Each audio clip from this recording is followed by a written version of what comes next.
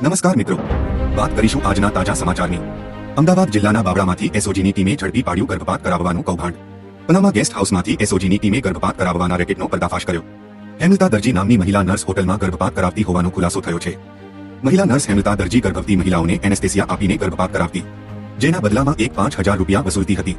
SOG અને health વિભાગની ટીમે દરોડા પાડીને મહિલા નર્સ હેમલતા દરજી, એક ગર્ભવતી મહિલા, તેના સંબંધીની ધરપકડ કરી, જ્યારે સ્થળ પરથી એક ભ્રૂણ પણ મળી આવ્યું હતું।